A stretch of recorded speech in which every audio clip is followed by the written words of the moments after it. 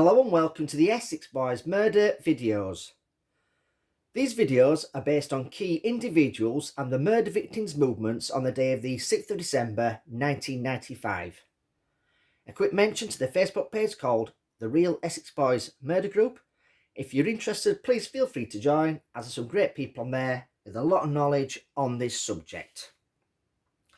If you haven't watched these 5:03 PM phone call to Pat Tates mobile videos, I do recommend watching them from the start, and especially the ones based on Mickey Bowman and Billy Archer. In the last video, I got up to if Bowman and Archer had arrived in the Brentwood area just before 5 PM on the evening of the murders and found a payphone box close to where the meeting would take place between the Essex Boys and Mick Steele, being the Halfway House pub car park. After Mick Steele phoned Tony Tucker at 2:32 PM that afternoon and told him to meet him at the Halfway House pub car park at 6:10 to 6:15 PM, and he will show them where he'll be landing the light aircraft in the upcoming days when the weather has cleared. It would then be the Essex Boys' job to rob the Canning Town firm of their 30 kilos of coke that they will be bringing into the country. Now, to make it look like Mick Steele knows nothing about the robbery, he's agreed to be roughed up a bit so the Canning Town firm has no idea he's in on it. Unbeknown to the Essex Boys and Mick Steele, there will be another double cross. Mickey Bowman and Billy Archer want revenge for being set up months earlier by Pat Tates and Tony Tucker, which resulted in them being sent on remand for possession of a firearm and breaking the terms of their licenses. Now, they also knew that Pat Tates and Tony Tucker were going to double cross Mick Steele and take his share of the coke. Tucker and Tate would now get 27 kilos and Bowman would receive 3 kilos for loaning the Essex Boys a machine gun for the robbery. Now, straight after the robbery, the coke will be taken to a traveller called John McCarthy and will be sold for just under £1 million. Did Bowman and Archer meet the Essex Boys down the lane after Steele had gone and asked for a bigger slice of the coke? Did Tucker refuse and they were executed in cold blood? Had Tony Tucker promised Bowman to give him a spare 3 kilos of coke from his safe house, and he could have that instead of waiting for his share after the robbery? Did Bowman agree on this deal, and after receiving the 3 kilos, they were executed for being set up months earlier and sent on remand? In this video, I will go through the sequence of events to see if it was possible that Bowman and Archer could have pulled this off without Mick Steele, Jack Wooms or Darren Nichols even knowing what had happened. So Mick Steele phones Tony Tucker's mobile from the Sorrel Horse pub at 2:32 PM to tell him and Tate to meet him at the Halfway House pub car park in Brentwood at around 6:10 to 6:15 PM that evening. Did Tony Tucker then ring Mickey Bowman to tell him about this meeting that would take place so Steele can show them where the light aircraft will be landing in the upcoming days? Is there any undisclosed phone calls between Mickey Bowman, Tony Tucker or Pat Tate after 2:32 PM on the day of the murders? Now, I personally think there is. I just think the prosecution don't want us to see them. Now, the fact is, Mickey Bowman knew about an upcoming deal where the Essex Boys would rob the Canning Town firm of their 30 kilos of coke and double-cross Mick Steele. Now, Tucker and Tate would get 27 kilos and Bowman would get 3 kilos for his part in loaning the machine gun to them. After the robbery, he also knew the coke would be taken straight to the traveller John McCarthy to be sold for just under £1 million. Did Tony Tucker ring Mickey Bowman after receiving that call from Mick Steele at 2:32 p.m. to tell him he, Pat and Craig would be meeting Mick Steele at the Halfway House pub car park at 6:15 p.m. and told him to get there early and wait for them and Steele to turn up? But he had to keep a distance and was told not to come over as they don't want to spook Steele. Now, when they set off with Steele, they want Bowman and Archer to follow from a distance whilst Steele is showing the Essex Boys where he'll be landing the light aircraft in the upcoming days.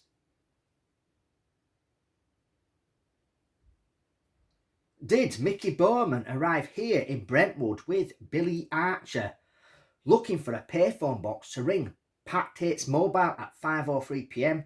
to tell him they'd arrived and asking if the meat is still on?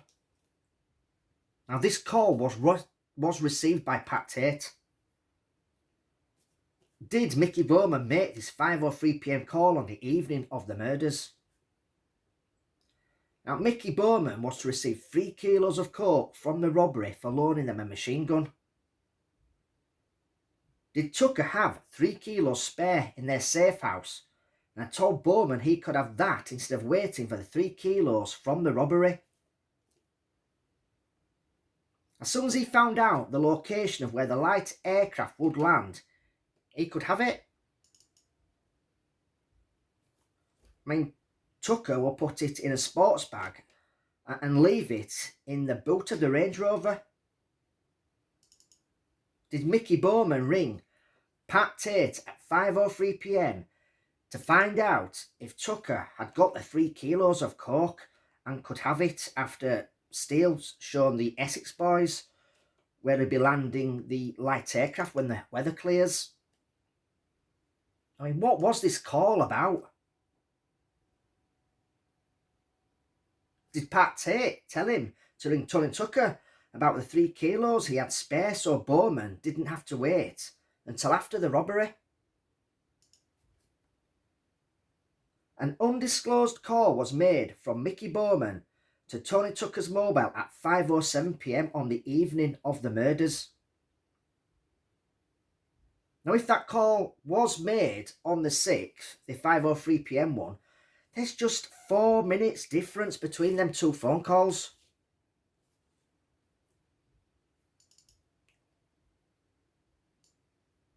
I mean, that 5:03 p.m. phone call was made from a payphone box close to this pub. Did Mickey Bowman ring Tony Tucker to tell him he's arrived in Brentwood early as planned and found the Halfway House pub where the meeting will take place in about an hour's time? Did Bowman tell Tucker that he's just phoned Pat to find out if the meat is still on? Did Mickey Bowman ask Tony Tucker if he's got his 3 kilos of coke that he had spare and said he could have for loaning them a machine gun instead of waiting until after the robbery? I mean, did Tucker tell him he had 3 kilos of coke for him and he can have it after Steele showed them where he'll be landing the light aircraft in the upcoming days? Now, Tucker doesn't want Bowman anywhere near them when they rob the Canning Town firm's 30 kilos of coke. I mean, he doesn't want him muscling in on his drugs empire. He's already tried and done it once. I mean, as far as Tucker's concerned, Bowman's loaned them the machine gun and he'll give him his share before the robbery. Then he can have the machine gun back when they've got the 30 kilos from the robbery.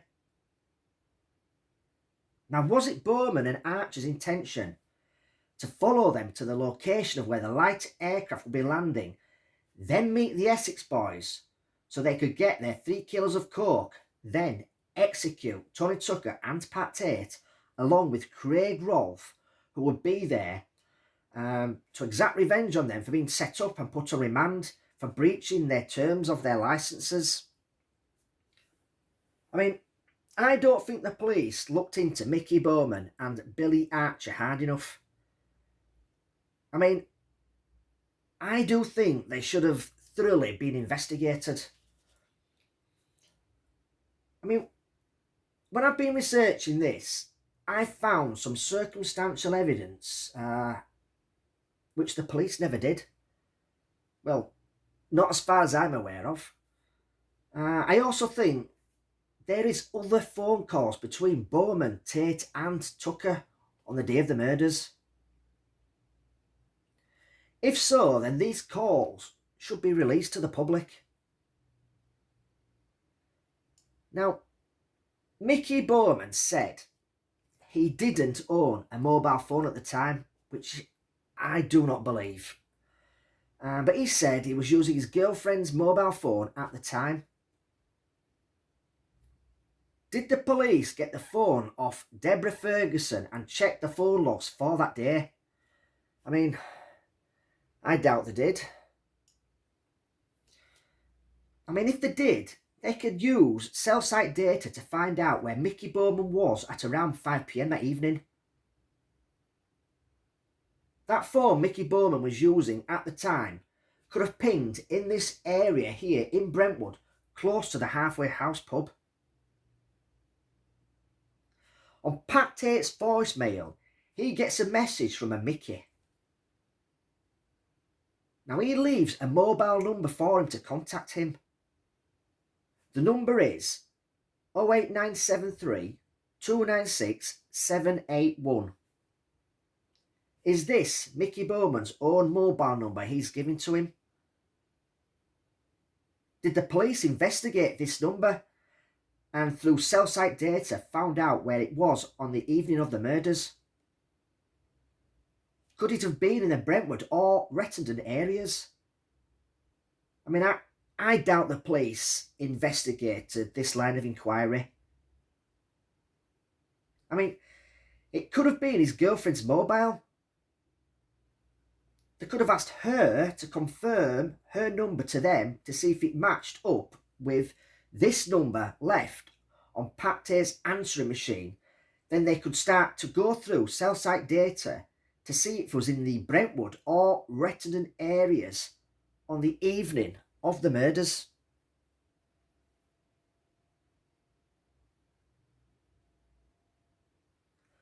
I mean, some of you may be thinking it could be Mick Steele leaving a voice message.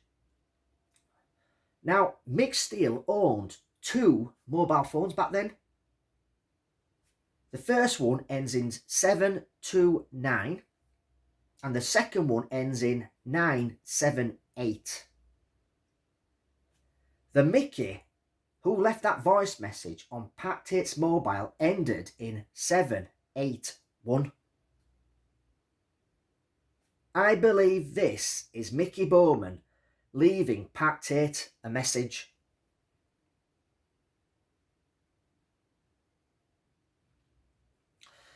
So viewers, I am now going to take you on a short journey. So after making that phone call to Pat Tate and Tony Tucker, did he and Archer head down towards the Halfway House pub car park?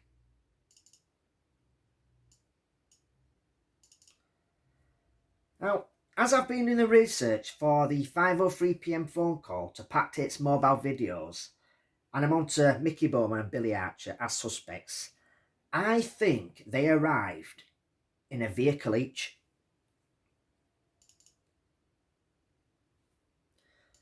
Now, we know Billy Archer owned a green Cavalier back then, but I think Mickey Bowman was driving that on the evening of the murders. I think Billy Archer was driving another vehicle that night. I will explain in a later video why I think they had 2 vehicles that night. Now, Archer could have been driving the white Sierra Cosworth that was seen by different witnesses leading up to the murders and in the Rettendon area. I think one witness said a white Cosworth was in convoy with a blue Range Rover either days leading up to the murders or on the evening. I just can't remember off the top of my head. I tell you what, a lot of sightings was of, which was white vans. Now, they've popped up quite a few times as I've been looking through the witness statements. I mean, there's no doubt at all Mickey Bowman was actually phoning and meeting up with Pat Tates and Tony Tucker prior to their deaths and knew about the double cross that was supposed to take place. Donna Jaggers, Craig Robb's girlfriend at the time, said she went along with Craig in the Range Rover to meet Mickey Bowman at the Granada service station in Thurrock. Now, Bowman was with another male. Now, this was Billy Archer. Now, they both had cars, and Bowman told Craig to head towards the Eastern Car Garage Sales in Basildon so they could transfer the machine gun from his friend's vehicle to the Range Rover. Now, she also said that on the evening of the murders, Craig had told her he was off to pick up Tucker and Tate because they were going to meet a Mickey and look at an airstrip. Now, there is discrepancies as to who she thought Craig was talking about, as at first she thought it was Mickey Bowman, and then later changed it to being Mickey the pilot. There was a statement made by a Martin Smith. Now, he knew Pat Tate well and were in touch with each other prior to Pat's death. And on the 3rd of December 1995, he received 2 calls from Pat Tate. Now, when Martin Smith answered both the calls, Pat Tate said to him, "Is that Mad Mickey?" And then Martin said, no, it wasn't him, and explained who he was. Then Pat told him that he was having a party at the moment at his home at Gordon Road. And he also said he'd phoned by mistake as his number was written down next to Mickey's. So that's more proof Mickey Bowman was active with Pat Tate prior to his death. Now, we also know that there was an undisclosed phone call between Mickey Bowman and Tony Tucker at 5:07 p.m. on the evening of the murders.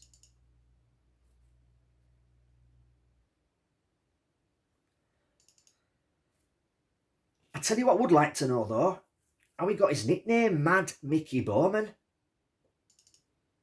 I mean, he must have done something good and proper to get that nickname.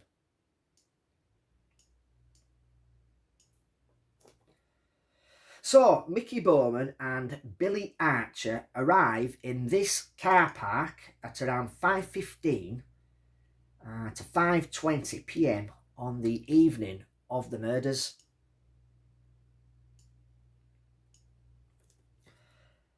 Now, they choose parking spots where they have a clear view of both entrances.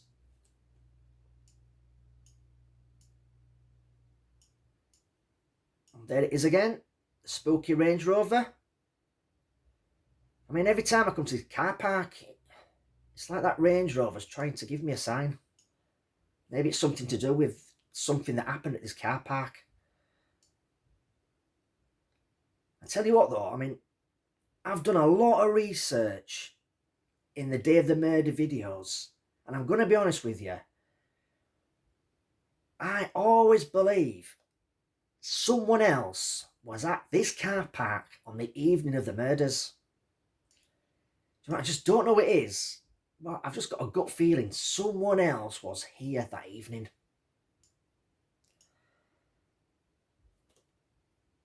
So, they've parked up somewhere in this car park so they could have a clear view of both entrances.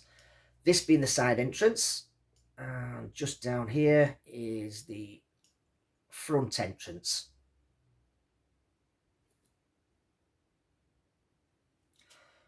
Now, they did this so they can spot the Range Rover turn up along with Mick Steele in his vehicle.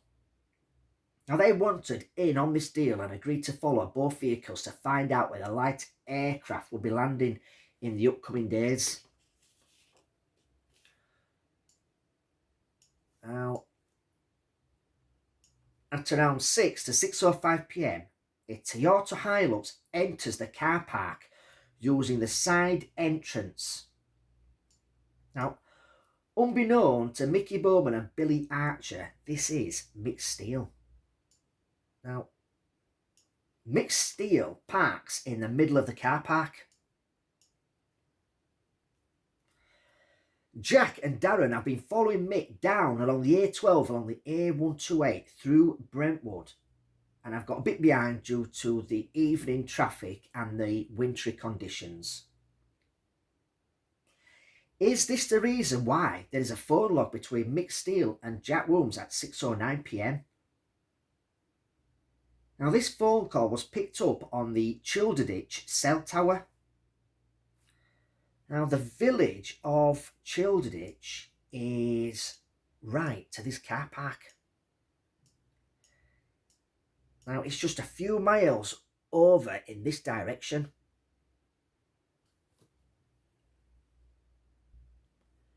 Did Mick Steele phone Jack to find out where they were? Did Jack tell him they were almost at the car park? Now, at 6:12 to 6:13 p.m, did Jack and Darren arrive in the car park, also using the side entrance, and park at the back over here?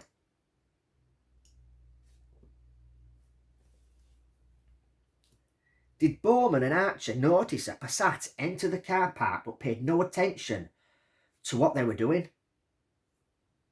Now, after parking at the back, did Jack decide to park near the front so they could set off to Rettendon as soon as the Range Rover turns up? Is this why Darren Nichols says it in his statement? Between 6:18 to 6:25 p.m, did the Range Rover enter the car park using the side entrance here and pull up next to Mick Steele's Hilux? Now, after seeing this, did Jack and Darren set off to Rettendon on the instructions of Steele, which was agreed prior to Steele turning up in Brentwood? I mean, was it their job to go to Rettendon to make sure Mick wasn't being set up? Was Mick Steele surprised to see Craig Rolfe in on the deal?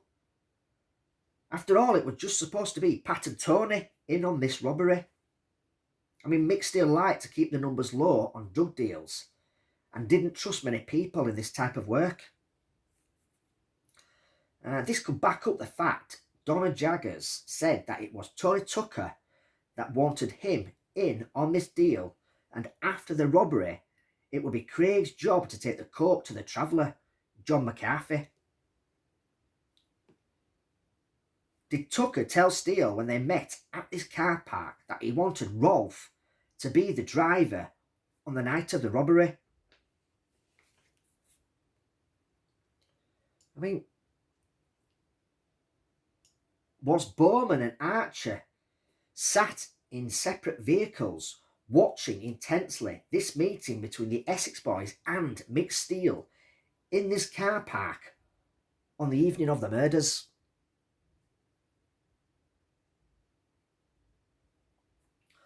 So, viewers, you're going to get a double whammy today as we're off on another journey.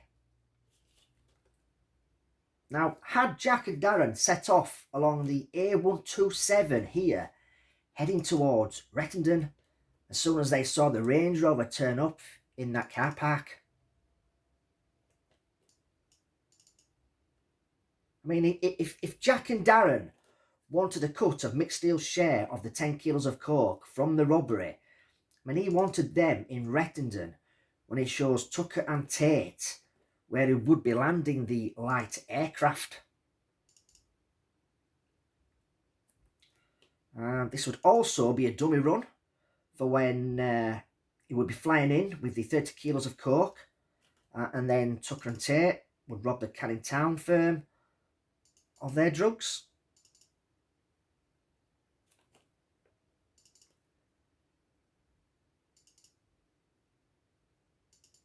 I mean, I know a few of viewers, they do like these journeys that I do in my videos. I mean, they give you like a sense of what happened on the day of the murders. And it is much better than, you know, just reading a statement out from a witness. Now, did Mick Steele not trust Tucker and Tate when they were to rob them, and it was their intention to shoot Steele and keep his share?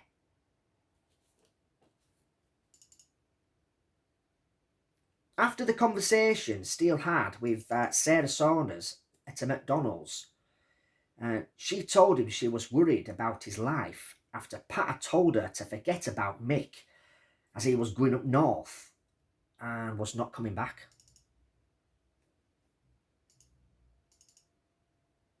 Was it Mick's plan to tell Tucker and Tate that Jack and a friend would be in the Rettendon village parked up close by when he would be flying in from Holland and knew about everything?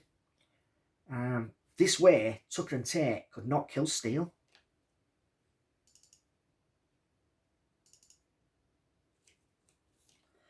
Now, after Mick Steele met the Essex Boys at the Halfway House pub car park, and they set off along the A127 here. Now, did Bowman and Archer follow them from a distance? Mick Steele was in front in his Toyota Hilux. The Essex Boys following him in convoy. Only Mick Steele knows that Jack and Darren are ahead and are on their way to Rettendon.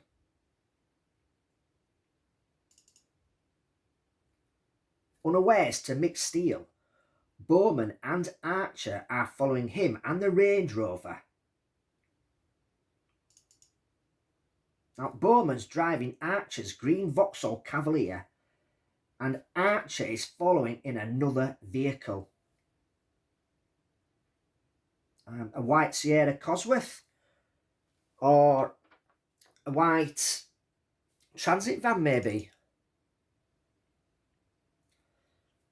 As Pat sat in the back of the Range Rover, was he looking round, making sure Bowman and Archer were keeping up?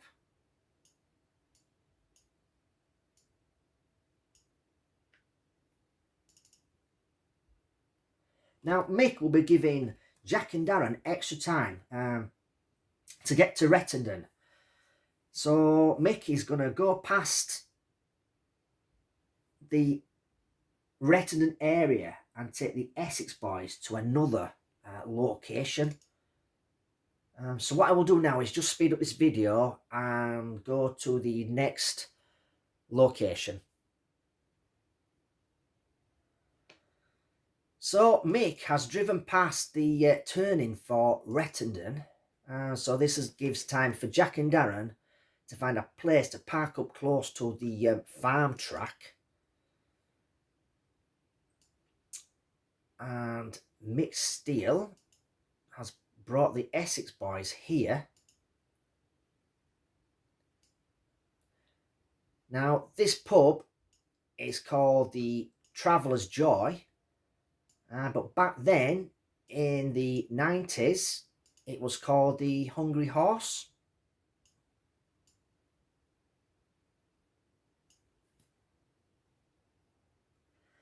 As Mick Steele and the Essex Boys pulled up in this car park, did Bowman and Archer pull up close by, watching and wondering what was going on? I mean, did they park up over here so they could have a clear sight of the car park?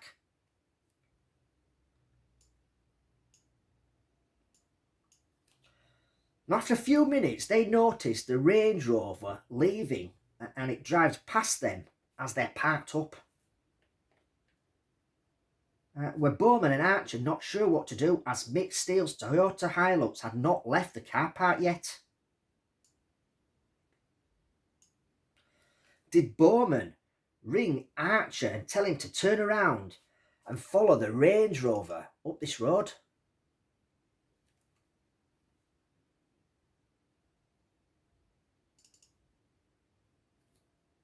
Now this road, as you go along it,